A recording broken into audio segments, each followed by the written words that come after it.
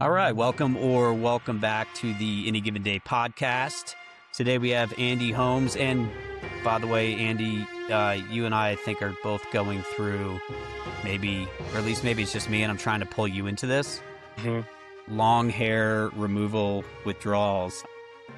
Your long hair removal was, I think, a much more of a choice than mine. I think genetics kind of caught up to me and made the decision for me. Since I have, not completely skinhead shaved my head, but down to like a half on a blade buzzer. The Woody Harrelson comparisons come up a lot more. My athletes, strangers. Yeah. If I had a little bit of like a gap tooth, it would be like spot on. The Woody Harrelson thing. I feel like a little bit of Jesse Pinkman I just saw El Camino. Yeah. And like, yeah. Right. Yeah. Hey, it's funny. The way things work, I have my little Joshua Tree Coffee company mug here. And when I was down in that area at 29 and like living in Yucca Valley, there's like high desert, weird people to seize and whatnot going on. And there's a cool little shop, had cool socks, always a fan of cool socks. Was in one day and Aaron Paul walks in with like some Hollywood friend on his arm or whatever. Yeah. Breaking Bad was like one of those shows, like I think it was in college when it came out, that I just poured through again and again and again. And holy crap, that's Jesse right there. Just kind of like went up to him and said like, hey, thank you for. Yeah. So he's just like, yeah, whatever, cool, yeah. Kind of bopped on, and I was just like, oh my. Yeah, weird. High desert out there is weird space. I mean, which is why it's such a great spot for so many good movies, I feel like, too, though.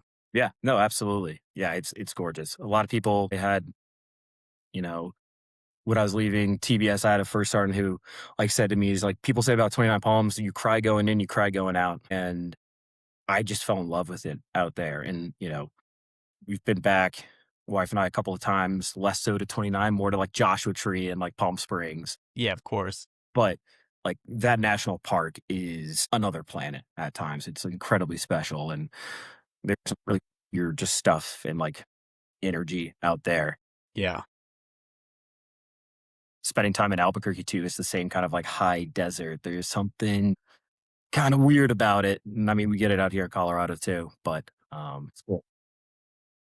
Yeah, I mean, just something funky, something cool. It's funny whenever I think about, because someday, I think when the kiddo goes to college, Megan and I have talked about doing van life.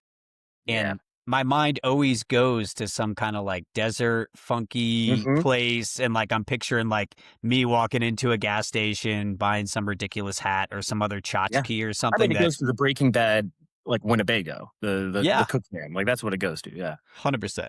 But it was, it was a thing out there before it like became a thing in COVID. Like people were just doing it back in, 2015, but they were ahead of the curve.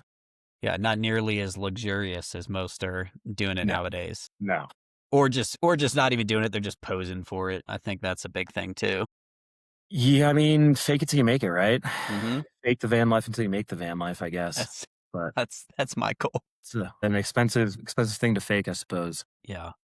Well, I feel you on the hair genetics front. I don't think I'm that far away, to be honest. Like the other day I was putting on sunscreen. I was like, I've never had to reach so far back to put forehead becomes a 5 head. Oh man, dude, it's funny. The last episode we got talking way too much, me and Mark, about pickleball, and I'm like, now here we're talking about our receding hairlines. If this doesn't attract listeners, I don't know what's going to. It's the demo, right? That's right. Aging millennials, elder millennials. No, never mind. I'm not going to ask that. I was about to figure out our age discrepancy, but I think that I rather not know.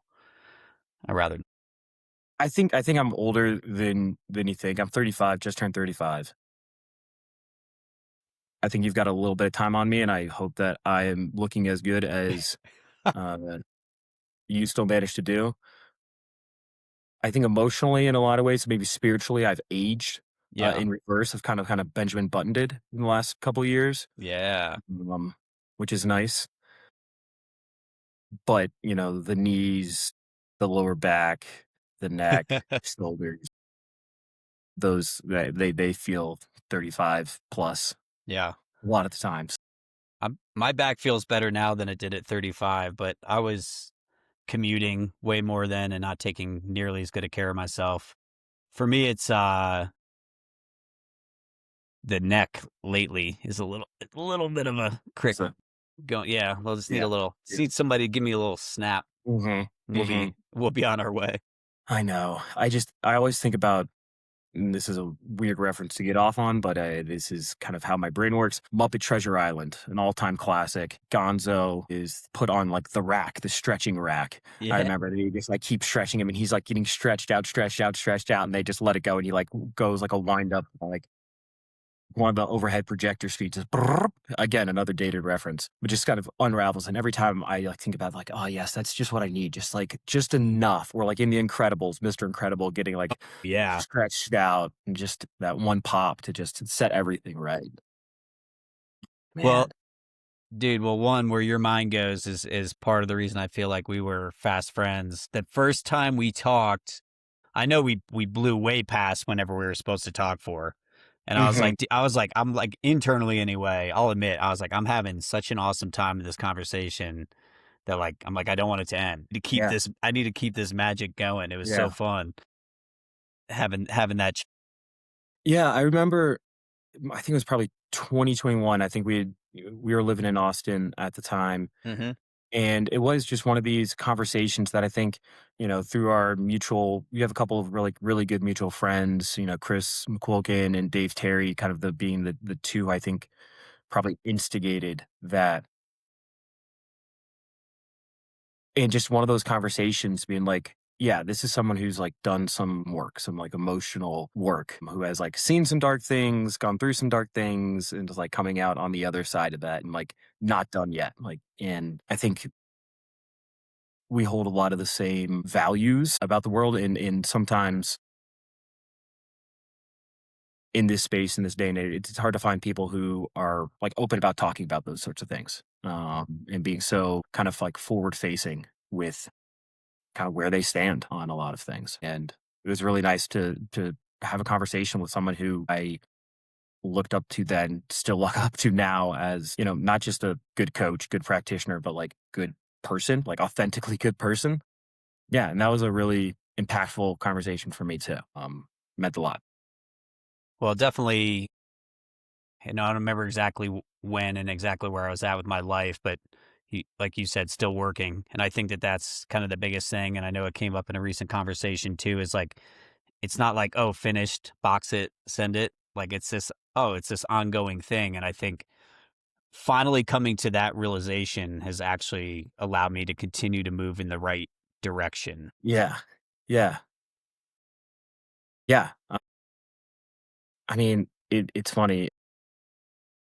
I feel like the last 6 months, I have made a couple years worth of like emotional progress, and it's been got a had been working with a therapist here, and got a new therapist, and it was just one of those things automatically. It's like, oh, this is like you kind of just meet those people. It's like, got it. We are meant to be working together. And that happens in all sorts of different places. But it's one of those things. It's like I you know, been in therapy more or less for like 5 years, done some pretty intensive work in that time. And it wasn't like that work hadn't like done anything, but it was all of a sudden like he was able to like push it all over the edge. It was Yeah. like, the arcade game where all the coins are like stacked up and you keep adding more coins, adding more coins, adding more coins. The game slides and pushes, slides and pushes, slides and pushes. And finally, like it was one of these things where okay, that connection, and some of the things that we were able to kind of start talking about getting into just kind of pushed a bunch of coins off the edge. And it's like, all right, time to cash in a lot of work that, I've been doing with my wife, like in couples therapy, and a lot of stuff that just wasn't like it hadn't been done, but it was just unleashed. I don't know, it's cool. It was a very, very cool moment, and I imagine you've had a few of those at times that are just kind of special. I mean, without a doubt, there's this feeling like this, I guess, lightening of the load and this relief, and like you said, you feel this big emotional leap, and it makes it easier to kind of sustain that state. Is kind of what I've found, right? Mhm, Is like, oh, like this is now in motion, and I can just keep it in motion, and it doesn't feel quite as daunting, quite as heavy to keep it going. And I'll say that for two sides similar to you, one for me personally, and then two for me and my girlfriend as well, right? Like it's definitely nice to get it to that place. And then you said something earlier that really resonated. And it's funny because you talked about emotional growth, but then you talked about feeling like younger in the same mhm, way. And I mhm. and I have that too. I'm like, wow, like I feel like I've tapped into this youth, even though I know damn well that I'm aging. Yeah, And yeah. that's a really fucking cool spot to be.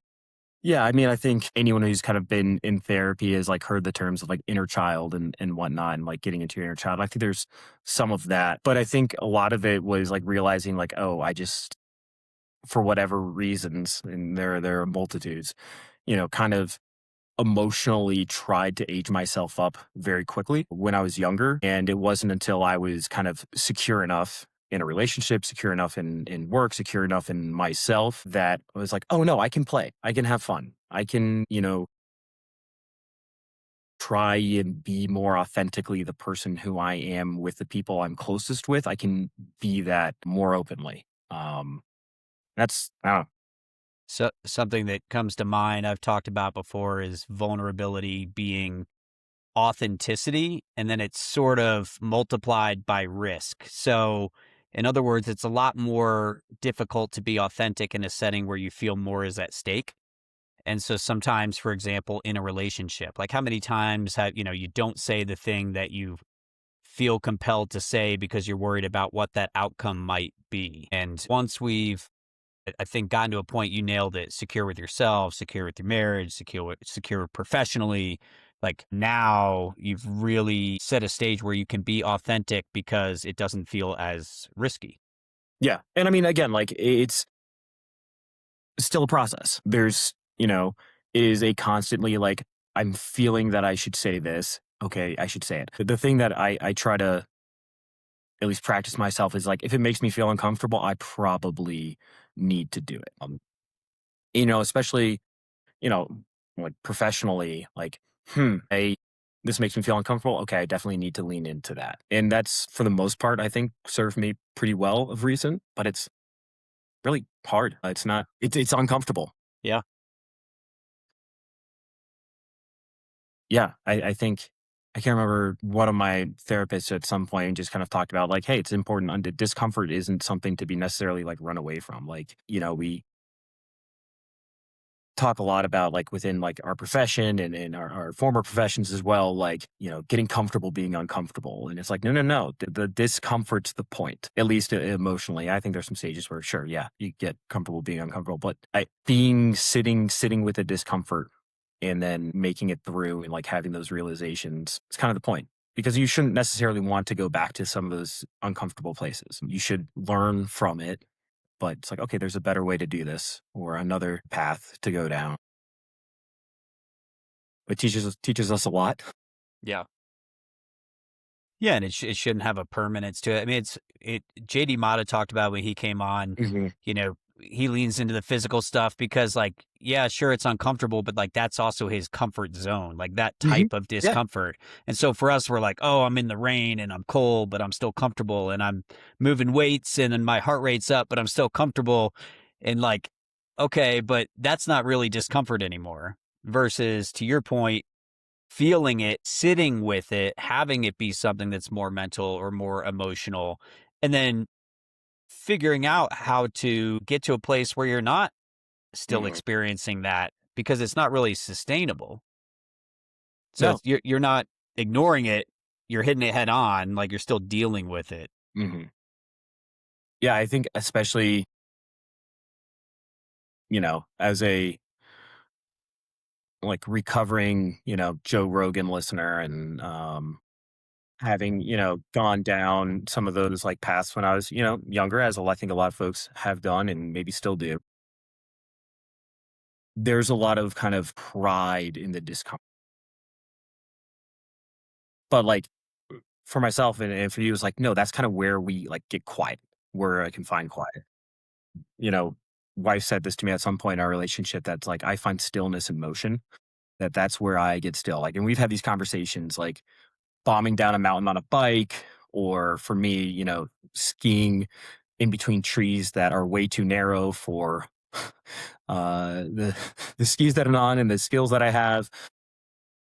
Getting under like a heavy barbell, whatever it is, sprinting, getting to those really uncomfortable places, it's forcing a like somatic response. You have to be in your body in Yes. a very immediately present way. Same way that, I think a lot of folks who have spent time in the military in like combat situations like talk about like the aliveness of it. I never deployed, was never in combat. I now look back and say, luckily, really grateful for that in retrospect. And that's taken some time to kind of get there too. But I mean, it's just like those high adrenaline moments force you into your body.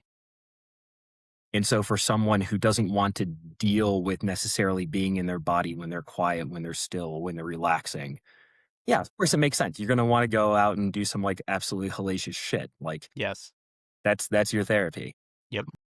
Sitting for me, like sitting on a beach reading a book, it's just that's what gives me anxiety. Yes. Like the concept of relaxation terrifies me. Working on it.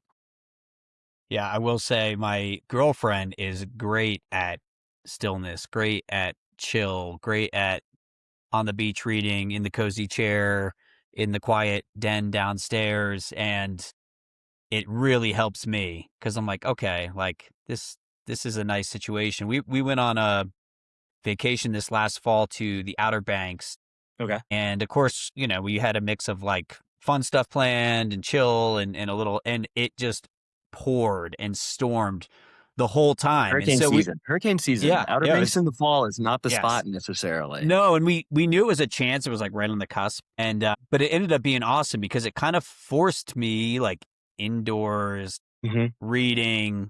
spending time, relaxing, just thinking, and just kind of like working mentally through all the things, and like without being like I didn't have my computer, so I could just go open it and go start working because like Yep. that's what I do here. I'm like, oh, I have an hour. Well, I'm not gonna sit. I'm going to go distract myself with some work. So like it ended up being a little bit of a blessing in disguise, and it was Absolutely. an awesome trip. And I definitely take cues like we talk about all the time. Me and Megan, like I speed her up, she slows me down. I'm like it's a perfect Hmm. balance. It works out really well. Yeah, it's getting to the point where my wife and I were. This will be year 7 coming up that we've been together, or at least married. Been together longer than that, and lots of ups and downs, lefts and rights, some really rough days, and some pretty incredible days as well. But yeah, I think we talk about that, how it's really tough to be with someone who is very dissimilar from you in a lot of ways. But when you find the right person who is dissimilar in the right ways that kind of work for you, and you're similar in the ways that also work, it's incredible. It's so Yes. much fun. It's hilarious, uh and again, it's a challenge. And I think for me, something that's a little bit challenging, I always tell her that one of my favorite things that I love about her is that she does something every single day that just is like, wait, what? I am discovering something new about you every single day, as someone who just curiosity and like little puzzles and just trying to more information, little trivia is like just catnip for me. Like Yeah. having someone who is just a constant, unfolding uh story is just the best. It's the absolute best. You're like, I don't even know you right now. Yeah, I mean, it's like, man, well, it's even weirder than that. It's like, man, I think I know you better than like anyone else on earth. And what? Wait a second. What happened? It's like, where did this come from? And it's just, it makes it so much fun. That is fun. That's a constant unfolding. I love that. So what if we let's zoom way back in time because Okay. obviously we're hanging in the present, which is good because we're trying to be present. But what was your youth like? Like, where'd you grow up? What'd you do? Yeah. So I was born in Washington, D.C. My birth certificate says District of Columbia. That raises issues every once in a while because people are like, this isn't real. And lived there for the first couple years. And then my parents moved out to the suburbs to a suburb outside D.C. called Silver Spring, Oh yeah. just kind of on the north side of the city in Montgomery County. And my parents still live in that house, but that's where I grew up. Just an incredibly diverse, pretty middle class area that, I think I was just incredibly lucky to be raised there. I don't think I went to a predominantly white educational institution until I went to college. I think at my high school, like 152 languages were spoken by students. Wow. Yeah, it was a huge school, like 3,500 kids. I think it's a little bit bigger now. But yeah, man, it was great. You have incredible food, incredible culture. It was awesome. And that, I think shaped a lot of things, kind of growing up like that. And grew up in a church in the DC area that was a offshoot of, or actually maybe I should say a synergy of like Quaker and Methodist. Okay. And so I grew up in a very peace and justice, Yeah. anti-war environment. Remember going to, the Iraq War protests. It was Wow. like a sixth grader. Yeah. Um, you know, just all of that. And then of course, like the big moment, of course, I was in fourth grade, 9/11 happens, and my dad worked downtown in DC. We knew people at the Pentagon. And like DC, I remember I was old enough that I remember DC pre 9/11 and then quickly saw DC change dramatically Yeah. afterwards. And I think that was a pretty, we kind of talked about earlier, like that quick aging up that I think was kind of an impetus because I was already paying attention to the world in, I think, a pretty big way. And just all of a sudden it's like, oh, the world isn't safe. Act accordingly. Yeah. Yeah. And so, So to put it in perspective, you were in fourth grade. I was waiting to go to ranger school. it's so like it's funny because like at that age, that's so far apart, but like really we're pretty close. Yeah. Once you hit like late 20s and on, Yeah. we're all just the same. Yeah. At least that's the way I feel. Yeah. But I mean, I can't imagine like the immediacy of the world change. Like the world changed immediately for me in my little like fourth grade world. You know, used to be able to like walk up to the White House, no problem. Used to be able to walk around the Capitol, no problem. All these places, and all of a sudden you go down and there are tank barriers and guys with like M4s just like hanging out on the street. Was never there before. And that's something like immediacy for me. But I can't imagine like being in about to go into the school where it's like, okay, like Kosovo was interesting. That's kind of interesting. I think it was like 2000, like that spy plane went down in like the South China Sea or whatever. And it's like, ooh, maybe things will get interesting with China. But then it's like, my future has changed. I can't imagine just what that was like to process. I mean, it changed. It literally changed everything, like you said, on a dime, in a heartbeat. And I mean, it's set up for the best and the worst of times, Yeah. right? For the next however long. So, I can't think of, certainly not in our lifetime, right? One event that changed so much so fast for so Mhm, many for mhm. Yeah. No, yeah. Everything. I mean, everyone, like not just in this country, but arguably in every other country as well.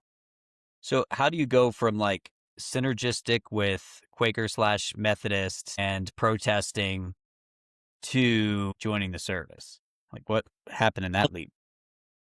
Yeah, so it was really like interesting. Like the church I grew up in, like super lucky. Like I didn't know that like people being trans was not like a normal thing until again like going to college. Like some of our closest family friends were a woman and a trans woman. Like that's just wasn't a thing.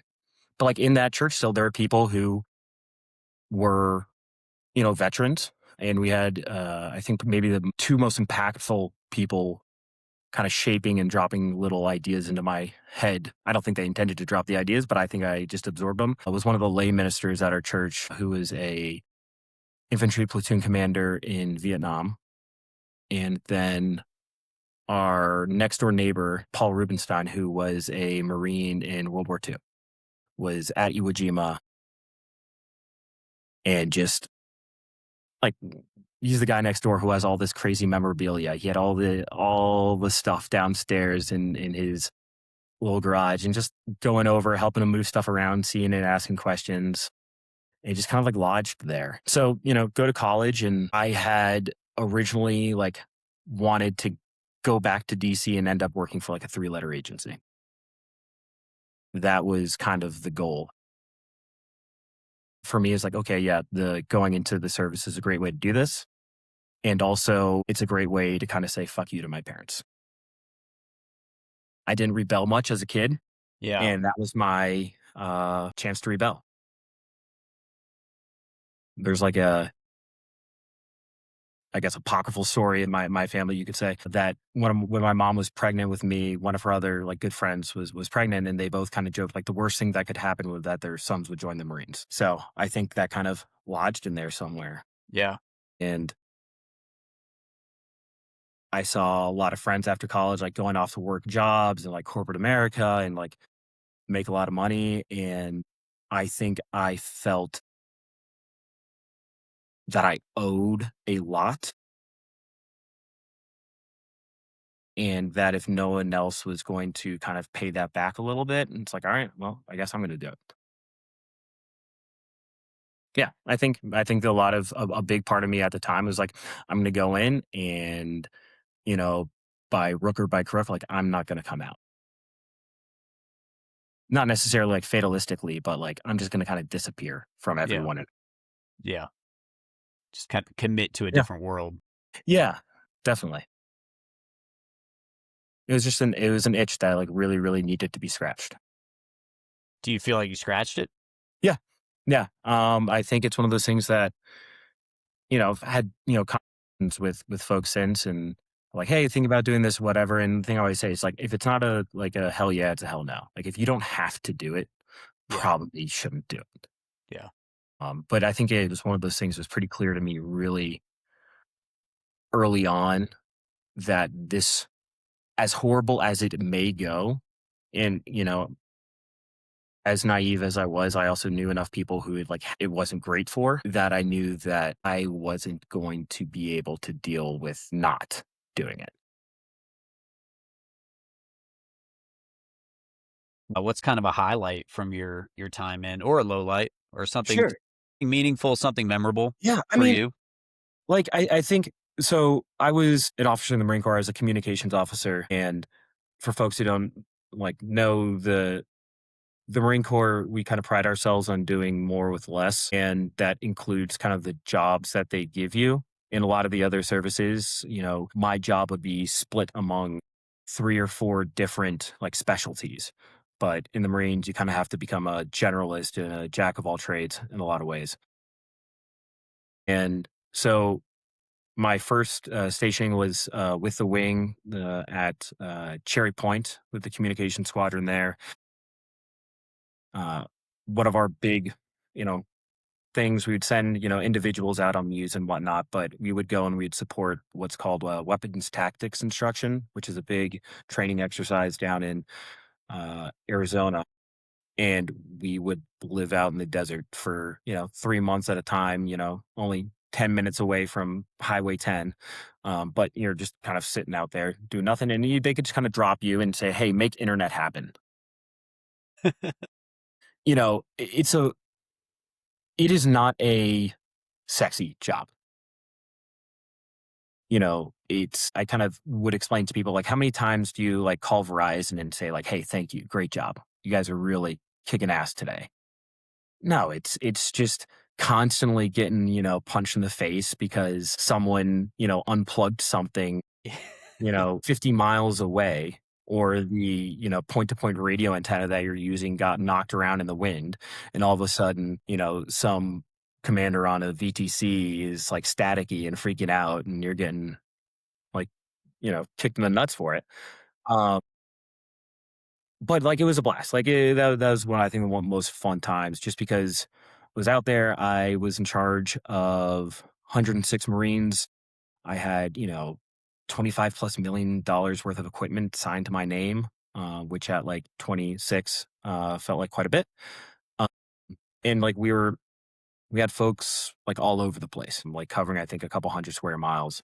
And yeah, it's the United States, whatever, but that is one of those areas that I think pretty much every year something bad happens. And I can't remember what happened that year, but all of our Marines were safe. And no, it's just it was cool just being out in the desert with a bunch of folks, not sleeping nearly as much as one should, and trying to make the niceties of civilized modern communication happen Yeah. in an austere environment. Yeah, I think it's kind of those sorts of things that are always fun. Just kind of being back with Marines. They are, as you know, as you've kind of talked about, you've interviewed a few on here. They're Yeah.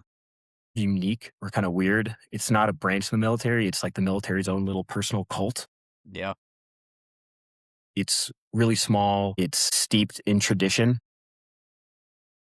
The officer corps is weird. Instead of, kind of technocratic officers from the Air Force or the Army, you have a bunch of, I was a poli-sci major in Russian studies. My commanding officer when I left, he was a classics major and could just like talk about like Greek literature. You see philosophy majors, history majors all over the place, English majors. Like it's just weird. Yeah. It kind of worked in that regard for me. What do you think the draw is there for pulling that type of officer? I think it is that they're really good at propaganda. I'm going to be completely honest. Yeah. Like, let's be honest. That if you're old enough to remember the Marine fighting the dragon with the sword, Oh, like that's a yeah. dope commercial. Sick. It works, and I think it's also like I've heard other people say it on here. Like they don't want you. They don't care. They know that the dress blues. They know that kind of the ethic, the ethos. That'll do it. If you want it, it's there. If you can handle it, come get it. And I think that appealed to me. Like I especially at that time in my life, having something to push up against. Again, that discomfort, that anxiety, that stress, that's like, okay, that feels good. That feels natural. Yeah. Yeah.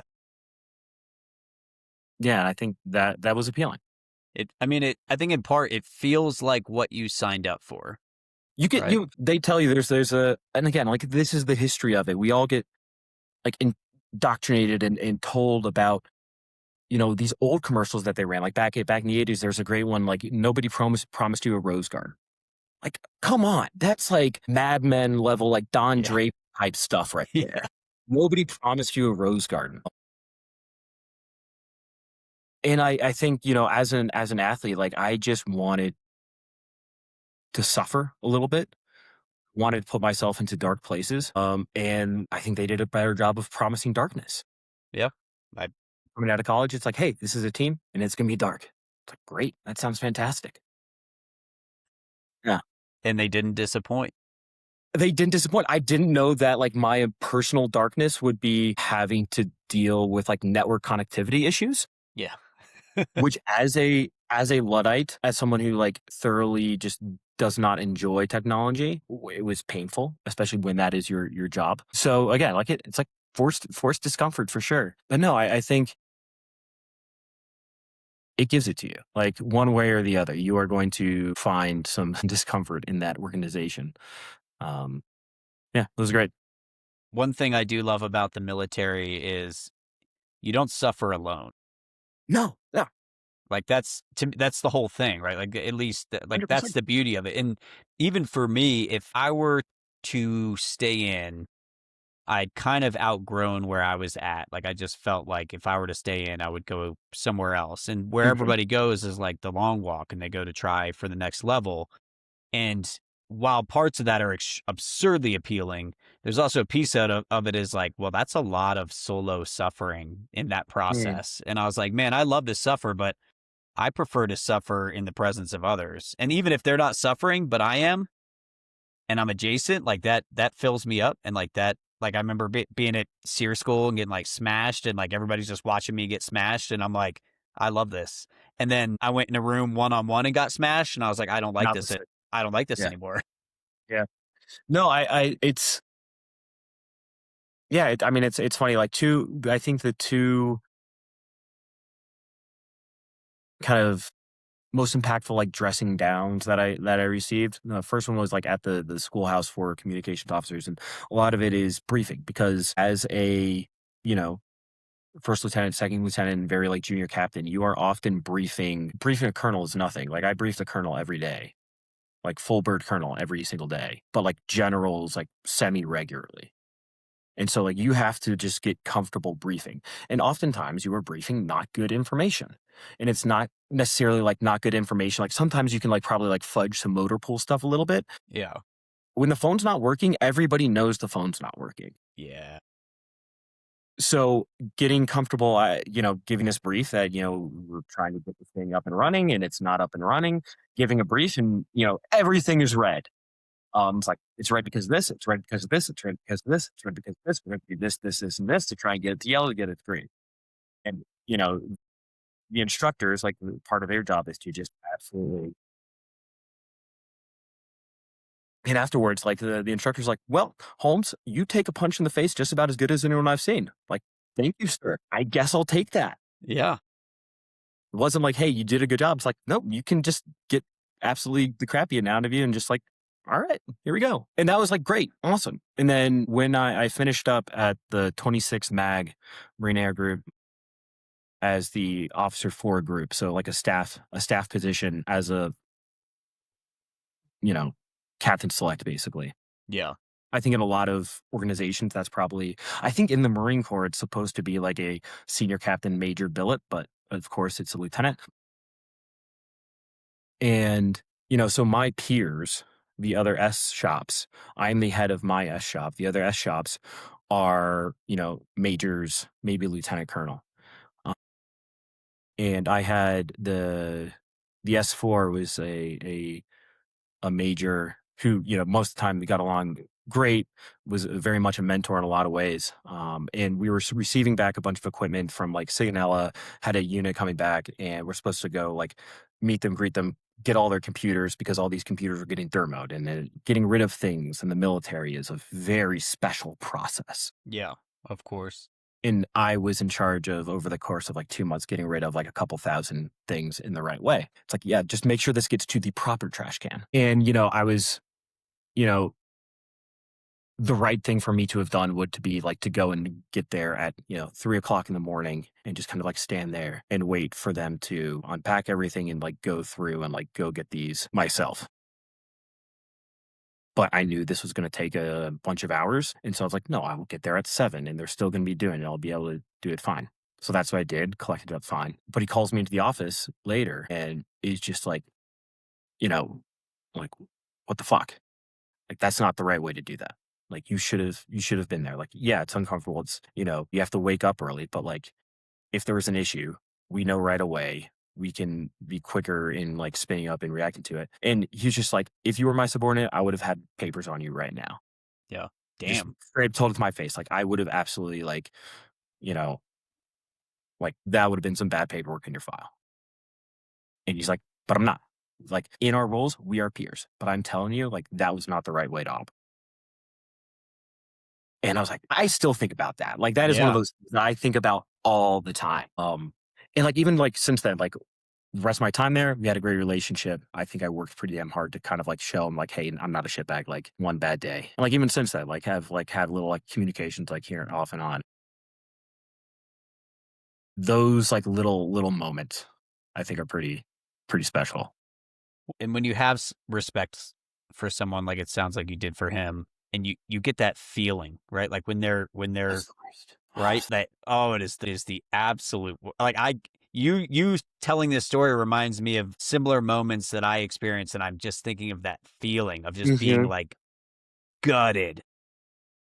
So for me, I'm fine with people being angry at me. That's not a problem. People being disappointed in me is just it's the worst. I had my JV football coach, you know, I think the most impactful thing that he did is that he had players who wanted to play for him because they wanted his, like, respect and they wanted his, you know and, like, if there's something going on in practice, the worst thing that he could do is just kind of, like, lower his head, shake his head, and just kinda walk away, and be like, "No, we're just done." And, yeah, ah, that stuff just crushes. I guarantee there's people listening right now that are probably going to text me and they're gonna be like, when you guys were talking about that feeling, I got that feeling. And then they'll give me an example and I'll send it to you when they do. It's special. It's a special one, but It is. I think that's it. It made me better in the rest of my time with that unit. I think it still makes me better, today. It's important. Like, when I came down and visited, we had kind of started chatting a little bit about like the importance of shame. Yeah. We need to shame people a little bit. That's the That's feeling, a I longer guess, right? That conversation, but is the feeling, I guess. yeah, It's shame. That's what yeah, you felt. That's what I yeah. felt. So the communication piece makes sense. But beyond that, like what drew you post service then into this coaching world that you're currently in? A total emotional mental breakdown. Getting out, feeling completely lost, having applied for jobs, had a good clearance, been in a field that like switches over very well to, certain professional realms and just being insanely depressed and just my life unraveling a little bit. My wife and I were like engaged at the time and we kind of had to do like, okay, are we actually going to go through with this? I was lucky enough to get into a really awesome week-long intensive therapy program at this place called Onsite, and they don't think they do it anymore. But at the time, they did these week-long uh, in-person therapy centers that they have an incredible campus outside of Nashville, Tennessee, and it was for veterans only. And it was $100 for a week, which is normally like five, six, $7,000 Yeah, at holy shit. that place. So I was able to get into it in early January of 2019. Went there and was incredibly lucky to room with two guys who just became instant friends. That good trauma bonding. Yep, yep.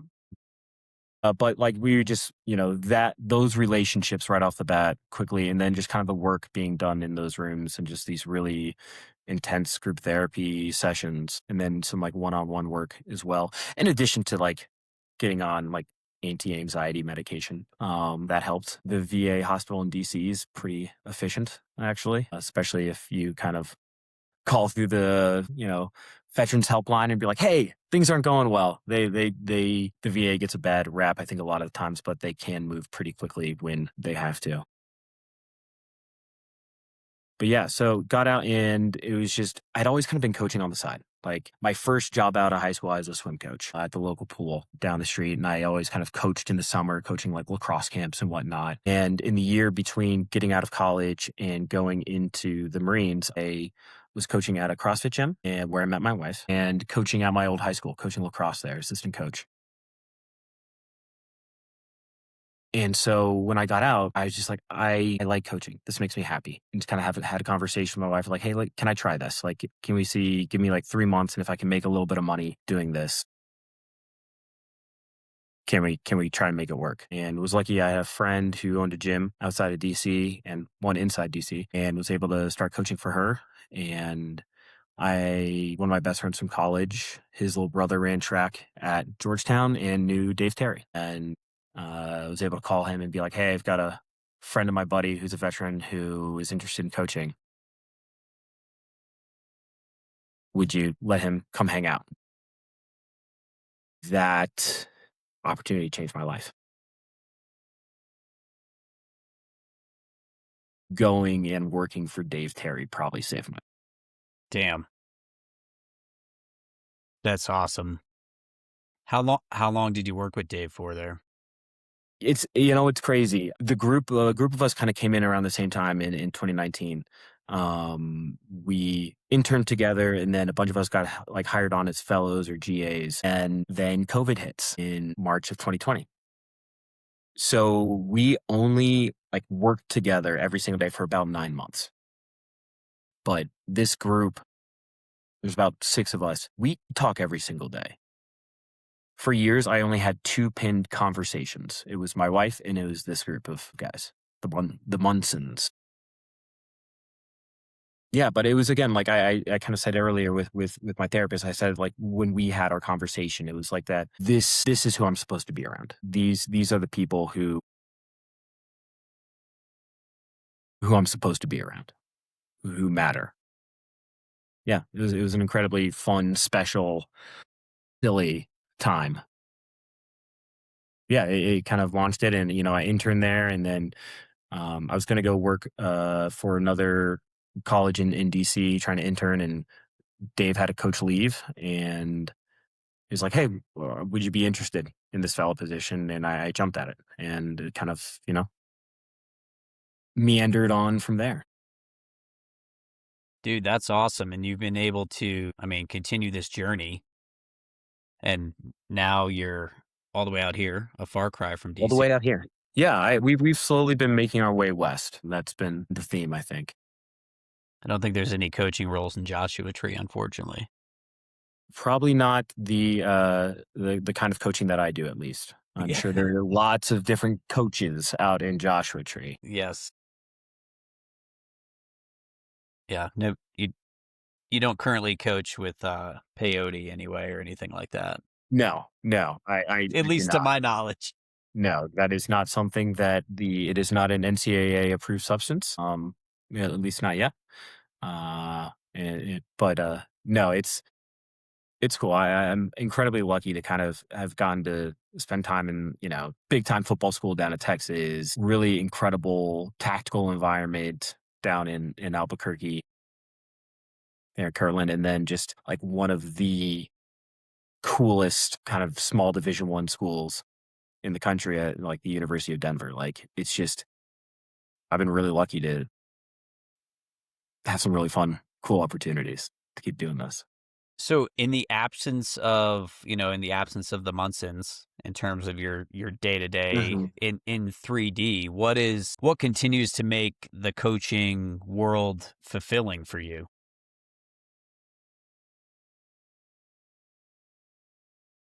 Working with athletes is just fun. There is, and especially college athletes, it's just really cool. Like, I kind of joke with people all the time. It's like, hey, I've just kind of worked with 18 to 22-year-olds for a while now. Like, when you're a platoon commander, like, that's, for the most part, you're dealing with 18 to 22-year-old, knuckleheads from all over. And now I'm dealing with 18 to 22-year-old knuckleheads. Yeah, they're doing slightly different things, Yeah. but there are a lot of, similarities there as well.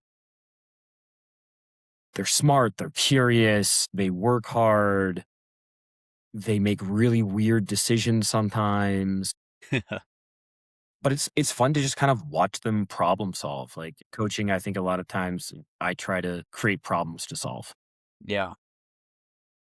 and watching them struggle through it a little bit and then kind of like have aha moments. I mean, that's so much fun. And then just being around sports is just always great. A game day is just at any level, like it's the best. And if you kind of believe that like the idea of sport is just to give an opportunity for like two people to compete at like the highest level they're capable of, it's like, hey, I owe it to you to get you at the best spot that you can compete at your highest level because your opponent deserves that. Yeah. Like you deserve that for yourself, but your opponent deserves that. I think it's just as important as a game where you're kicking around an inflated, plastic ball can be. Like Yeah. I think it matters. It's always one of those things like for something so silly in some ways, like it is the most important thing, especially soccer. Like it is a great communicator, like across the world. so much of what happens both, within competition, within the training for it, within the problems that you're putting forth for them to solve, like a lot of that stuff then transcends soccer, right? Like Yeah. everyone that we know pulls back from those challenges, those Mhm. team opportunities that they had, whether it's us from a military setting, from our sports setting in our past, and now you get to create the conditions for other people to have those same learning moments that some of them anyway Mhm. are gonna they're gonna hold on to it forever. And this isn't related, but I'm gonna tie it in somehow. I do think I have seen anyway where we're still or currently battling more apathy than we sort of ever have. Um, and I think one place that we don't see as much of that is in sport, because like you said, like it is the most important thing right now in this moment. And I think that matters. I think it's important to find something that we care enough about, that we want to win, that we want to bring our best to our opponent, that we're pissed when we lose, that we're willing to invest in it, as opposed to the ultimate safety button is, oh, I don't care. Because if I don't care, then I can't be disappointed, then I can't be hurt. Well, we need to be disappointed. We need to be hurt. We need to feel that shit Mhm. sometimes. We also need to feel victory sometimes, because those are motivators that are going to push us to be a better father, a better husband, all of those things too, right? At least in my mind. One of my favorite things are, like, close misses. Like, almost making a lift, almost making, like, the cutoff time, just was, like, giving it everything and still not getting it. I love that. Give that to me over a make, 9 times out of 10. Yeah. Oh my gosh. You get to walk away from it. The world didn't explode. Like, you didn't die. Like, it's okay. Yeah, it sucks you miss it, but, like, guess what? You're gonna get to do this again. There are a lot of, one of the things, like, the teams talk about, like, our soccer teams talk about are, when just continue to attack and attack and attack and, hitting the post or just missing, like, the outside corner or goalie makes a great save. And the difference between being like, "Oh, missed it," versus like, "Yes, it's coming, like, it's It's right there." Like, yeah. there's an inevitability that, especially with the men's team I'm working with right now, that we try to talk about, that you just gotta make it undeniable, and it's just it's coming. It's Yeah. inevitable if It you is. just keep going after it. Yeah, that relentlessness, that like foot on the throat, keep it going, full Blood like in the water. Blood in the oh. water is And our by the term. way, it's and we you and I are gonna have to have a separate talk about Yeah, no, this, this is because how we do, yeah. with World Cup coming, but like it's an issue with the U.S. men's soccer team. Like Yeah, they there's a they lot of don't have that mentality of like just keep going. So it's like, the miss turns the whole game around, and it's like, no. I mean, a real quick, like, caveat on that is, like, it's just not important enough in the US now. Soccer's just not important enough. Brazilian national team, I can't remember what year, lost to, I think it was Uruguay in a World Cup, at some point. This is like 50s and 60s. And it was such a national tragedy that Brazil has never worn white jerseys again. Up until that time, they wore white jerseys and then no more. Like, this is like, it's different. Like, it's not quite there yet. And, we can have the conversation about, like, the politics of soccer and FIFA, and there's a lot going on there, but, pay for play and all that stuff. But I'm really lucky that I have two teams of athletes who, are willing to put it all out there, who are willing to fail if that's what it takes to win. I love that. Willing to fail if that's what it takes to win. By far, well, okay, one, we got to get together and watch some World Cup if you be down. Oh yeah, definitely. I'll come up toward you. I was just starting to look at the schedule and stuff yesterday. I'm like, I'm obsessed. Good. It's gonna be fun. So It's gonna be so a lot. I'll be super into it, and we'll try to get together. And then two, every fucking episode's my least favorite part, which is ending it. The good news is it always comes with my favorite part, which is asking you hey, the one thing that you could give to people listening, if they ignored the entire last hour and all they grabbed was your next, soundbite, what would be your advice for either the veteran population at large, a subset of that population, whoever you want to speak to? I've said this to a number of veteran friends, civilian friends, athletes, in the right kind of time and space, but just that it's okay to not be okay. We started kind of talking about vulnerability, and in those brief interactions, like, "Hey, how's it going?" Like, "Okay, things are fine." It's like, "No, it's okay." Having, those trusting relationships in your life where you can be like, "No, today's not the day. What's going on?" And sometimes you still have to, take that breath and, like, keep going and figure it out and play on. But it's okay that it's not okay. And just admitting that part of it is kind of the first step for, I think, a lot of folks, was for me. And I think a lot of us have found ourselves saying, I wish I would have known or I should have known when somebody wasn't okay. mhm. And so I will echo that. Like it is worth communicating that because people want to know, because they want to help, because they care about you. So communicate that and it will lead to a better outcome. I think there's such a fear of putting people out, especially for folks who are so often, because of their position or their role or their physical stature, are seen as like powerful, strong, capable, whatever people. The idea of them, people expect me to be okay. It's not okay for me not to be okay. And having someone say, give you the permission to it, it helps. Yep. Well, I have a feeling this is going to be a part one in what will ultimately be a multi part. So I hope that you be willing to come back and share a little Absolutely. bit more of your story and keep the conversation going. But for tonight, anyway, Andy, thank you. Yeah. Thank you, man. Again, really appreciate it. Anytime.